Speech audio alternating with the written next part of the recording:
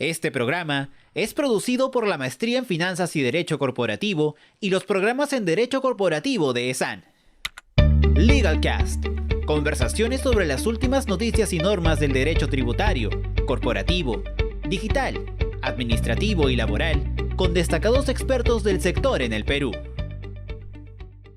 ¿Cómo están? Bienvenidos a este nuevo episodio de LegalCast, el podcast de ESAN sobre derecho corporativo. En esta oportunidad vamos a conversar sobre las medidas tributarias que el gobierno está implementando y planifica implementar en los próximos meses, teniendo en cuenta la coyuntura económica, la coyuntura sanitaria que estamos viviendo, que es una situación compleja, y el inminente cambio de gobierno a mitad de año. Sobre esos temas vamos a conversar con el profesor Roberto Casanova. Él es profesor de la Maestría en Finanzas y Derecho Corporativo de ESAN y socio de la firma KPMG. Roberto, ¿cómo estás? Bienvenido a esta sesión. Muy buenas tardes, Jorge. Un placer saludarte y muchas gracias por la invitación a participar. Roberto, ¿cuál es tu opinión sobre las medidas tributarias que el gobierno ha implementado a inicio de este año respecto al tema tributario y cómo ves su efectividad teniendo en cuenta la situación por la que estamos atravesando? Qué pregunta tan interesante, Jorge, y tan difícil de responder. Estamos nuevamente en un escenario de lockdown, de cierre de actividades, de quedarnos encerrados en nuestras casas, en donde el gobierno nuevamente está discutiendo la posibilidad de prolongarlo. Es evidente que la situación económica peruana se ha visto severamente golpeada por la situación de la pandemia que ha revelado, ha desnudado la precariedad no solo de nuestro sistema económico, sino de nuestras instituciones. En el marco de esta pandemia, una medida que me gustaría tocar en temas fiscales es la reciente publicación del reglamento que regula la información que las empresas financieras deben reportar a la SUNAT en el marco del secreto bancario. ¿Y por qué toco esto? Porque al parecer, y he escuchado a constitucionalistas muy reputados en el medio, existe una suerte pues de ablandamiento de los principios constitucionales en relación a la aplicación de esta garantía constitucional que es de larga data en la Constitución peruana. Y para ello quería referirme a lo siguiente. Si nosotros revisamos la Constitución muy rápidamente, vamos a ver que la Constitución garantiza el derecho de toda persona al secreto bancario. Secreto bancario que puede ser levantado a pedido del juez en el marco de un proceso judicial específico, es decir, debe haber un proceso judicial en trámite, a pedido del fiscal de la Nación o a pedido de una comisión investigadora del Congreso.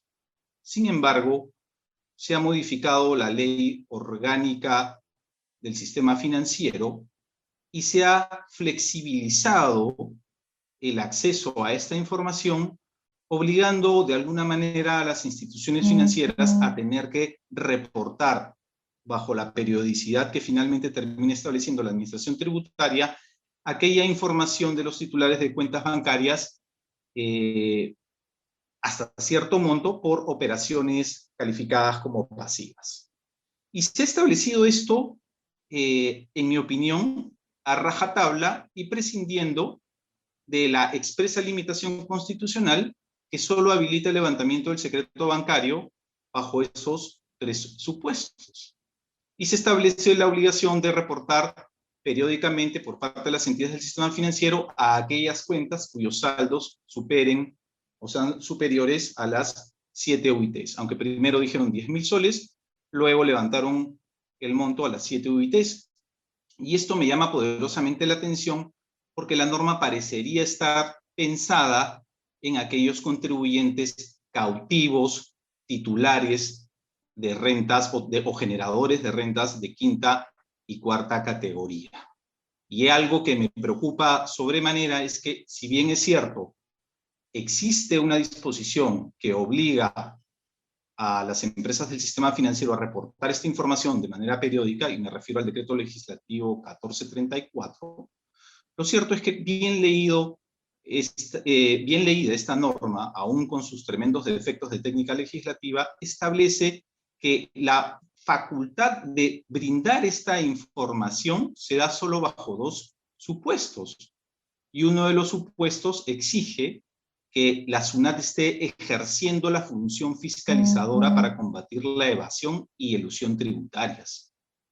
La otra está referida al intercambio de información en el marco de los convenios de doble imposición.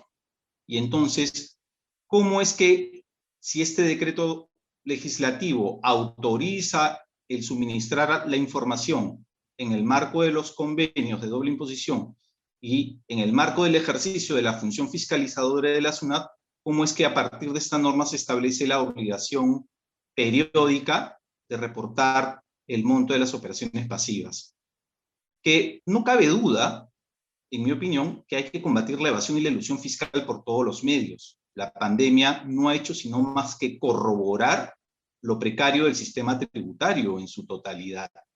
Sin embargo, muy a mi pesar, lamento que hasta ahora ningún esfuerzo del Estado, ni mucho menos de la administración tributaria, están realmente destinados a combatir esto que quieren combatir con esta norma, que es la evasión fiscal. Y dentro de la evasión fiscal, claramente está comprendida la informalidad. Informalidad que, valgan las expresiones, está cerca del 40% de toda la economía, si no es más. Entonces, la pregunta y la reflexión que yo hago es, los formales, bien o mal, pagamos impuestos. Pero, sin embargo, cabe preguntarnos cuántas prestaciones estatales recibimos, directa o indirectamente, en mérito a nuestros impuestos pagados como formales. Y pongo un ejemplo. Yo tengo un hijo en edad educativa y no he recibido apoyo estatal alguno. No he recibido una tablet, no he recibido una laptop, porque el gobierno presume que yo tengo los medios para poder resolver mis problemas. Y sin embargo, cumplo fielmente el pago de mis obligaciones tributarias todos los meses y todos los años. Y entonces la pregunta es, ¿vamos a seguir creando más medidas fiscales presionando a los formales? ¿Y cuándo es que el gobierno, con miras al bicentenario, va a hacer una verdadera expansión e incremento de la base tributaria de contribuyentes, y que estos contribuyentes informales, que en muchos casos tienen mucho mayor capacidad contributiva que los contribuyentes formales, terminen tributando lo que deben de tributar? Y con esto, con esta breve reflexión, te cedo la palabra, estimado Jorge. Sí, muchas gracias, Roberto. Yo realmente creo que esta no es la mejor medida tributaria, dada la coyuntura por la que el Perú está atravesando, ¿no? Como bien lo ha señalado, este tipo de medidas cumple un doble rol. El primer rol es servir de herramienta a la administración tributaria para combatir la elusión tributaria. Cierto, un problema, sí, pero no es el problema fundamental del Perú. El problema del Perú, en realidad, es la informalidad y la inmensa defraudación que existe, ¿no? Tú mencionaste 40% de informalidad. Yo tengo cifras inclusive mayores, que bordean ya el 80% de la economía peruana, ¿no? El país es un país eminentemente informal, mayoritariamente informal. Y este tipo de medidas, que en principio, como te digo, están orientadas al tema de la elusión, pues pueden terminar generando un efecto absolutamente perverso, y es la masiva informalidad bancaria que tiende obviamente a la creación de banca paralela. Mucha gente pudiera estar tentada efectivamente a migrar hacia banca paralela, lo que sería realmente catastrófico, ¿no? Es una muy mala medida. El otro objetivo que busca pues esta medida, lo ha señalado, es cumplir con los compromisos que tiene el Estado peruano de intercambio de información internacional. Y eso está fantástico. Me parece muy bien que Perú firme convenios, intercambie información, se ponga obviamente a la par de la mayoría de los países del mundo. Pero lo que tenemos que tener en cuenta es lo prioritario, ¿no? O sea, si esta es la medida aprobada, es preocupante, ¿no? Porque en realidad, si miramos un poco al costado, no hay otras medidas, ni siquiera mínimas, ¿no? Para la reactivación de la economía. La otra medida, Roberto, que se ha aprobado, y la verdad esto es un paliativo penoso, es este diferimiento en el cumplimiento de las obligaciones tributarias, pero no de todos, y no respecto a todas las obligaciones fiscales. Por ejemplo, las de los fraccionamientos no se han prorrogado. Otra cosa que no se ha prorrogado es los plazos administrativos. Quizás los que estamos en Lima nos movemos en un contorno, en un contexto de facilidades tecnológicas, pero pensemos en el país y en las zonas más alejadas donde el Internet o es muy lento o no existe. Entonces, la verdad, me parece muy miope la visión que tiene, en este caso, el gobierno respecto a qué hacer para generar mayores ingresos, que de hecho el país los necesita. Y con esto hemos acabado en realidad el tema de las medidas tributarias, ¿no? Porque realmente, salvo que por ahí se me pase una, no existen más, ¿no? Veamos ahora más bien sugerencias, ¿no? ¿Qué sugerirías tú, Roberto, si eventualmente pudieras proponer alguna idea al gobierno, o a este que está culminando su mandato, o al siguiente? ¿Qué ideas propone eventualmente un par, ¿no? De ideas que tú creerías importantes en materia tributaria? Bueno, ese es también, Jorge, muchas gracias. Es una pregunta bastante complicada de resolver, ¿no es cierto?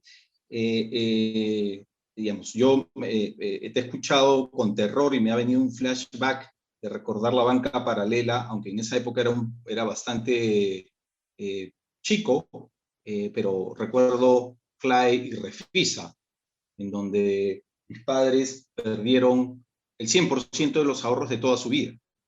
Entonces, y precisamente por un sistema de banca paralela que existía en esa época, lo cual fue lamentable a nivel familiar. Pero miren, a ver, en términos generales, Jorge, un sistema tributario, en mi opinión, no debe caracterizarse por su absoluta neutralidad. Y no digo neutralidad en el sentido de que los impuestos, los tributos, no incidan sobre rentas o manifestaciones de capacidad contributiva. No, lo que yo digo es que los tributos deben ser neutrales porque no deben ser la variable esencial para la toma de decisiones de negocio.